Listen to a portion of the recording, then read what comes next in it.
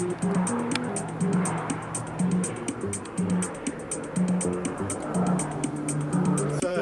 our first rookie mistake was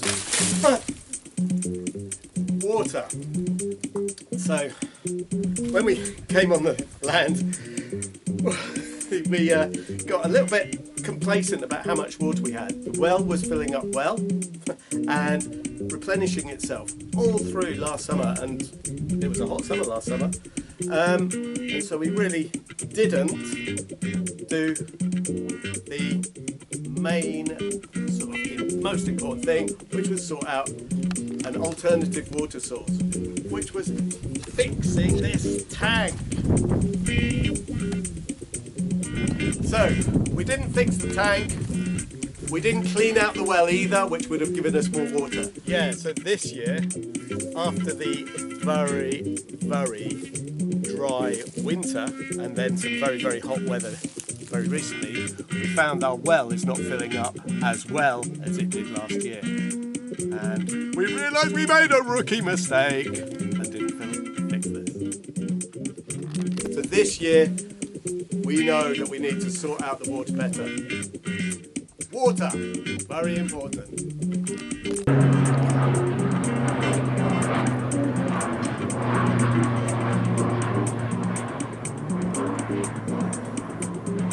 So the next rookie mistake was planting trees.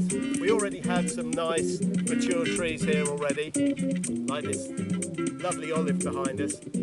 But we wanted to make this a food forest. We bought some small trees, and we didn't really study the land enough to find the best place to put them. That was part of that mistake. This Quinta has many microclimates, as does the whole of this central Portugal area. It has mountains, flatlands, and everything in between. So, one, we didn't take time to study where things got cold, where things and frozen, where things got blasted by the sun and the heat and dried out. And so we made some mistakes with planting our trees, and we've lost some of those small trees. And the other thing we did with the trees was we didn't really prepare the ground well enough and make sure that they had enough water and enough nutrients in the soil to keep them going, and that would have made a big difference too. So that was number 2.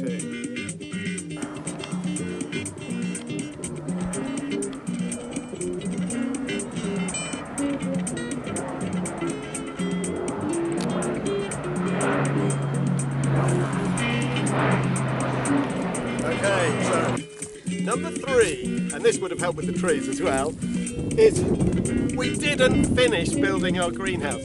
We scored all of these amazing pipes for quite a good price, and we had great plans to make a greenhouse, but we didn't quite finish it in time. We went on our travels to Saviour to do a house sit there, and look at those videos, links will be up above, and we didn't get it finished, and we came back from that and we thought, oh, it's too late really, we don't need a greenhouse now. When we started things off, and they didn't really grow very quickly, and as things went on we sort of regretted it more and more, but we were sort of too busy doing other things to make the greenhouse, and we should have made the greenhouse because we could have improved our growing season. We could have been eating tomatoes by now. Our tomatoes are only just getting ready. We would have had lots of other things. We could have protected those trees. Some of the small trees, grew them on a bit bigger, make them a bit bigger so they didn't die off in the winter. So greenhouse. We should have made a blooming greenhouse.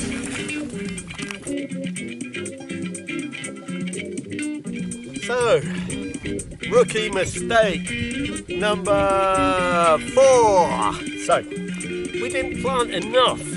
We could have taken more advantage of the growing season here. We should have planted more things in November. We should have carried on planting things and succession planting things like these leeks, which grow really well. I love leeks. So we didn't take advantage of that growing season, and not having the greenhouse meant that it took longer to get things started as well, so we didn't get as much in as we wanted. So that was another mistake we made.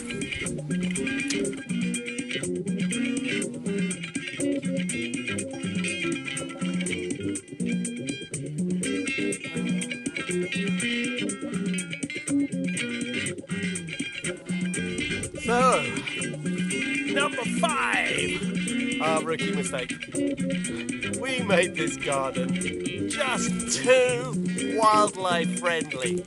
I know that doesn't seem possible, but although we've got zillions of insects, which is wonderful, we've also got lots of birds that have become very tame because we don't seem a threat to them, and they've eaten lots of our fruit, our cherries, our blueberries.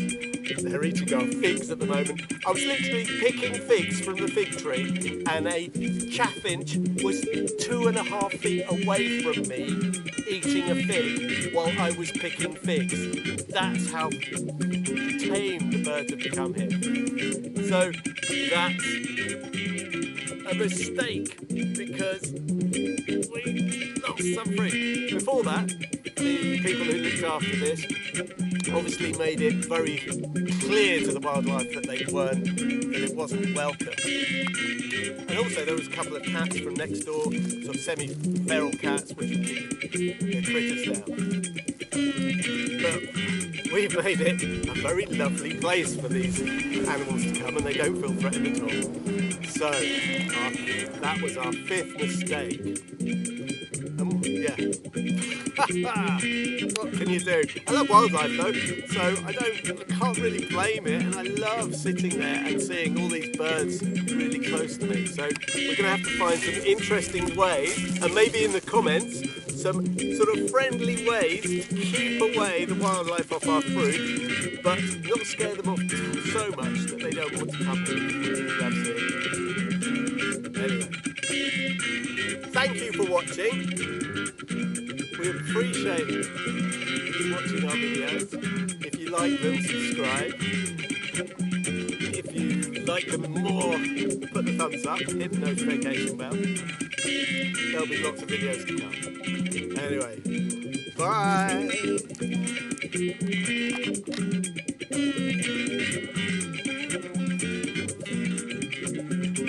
So, our mistakes are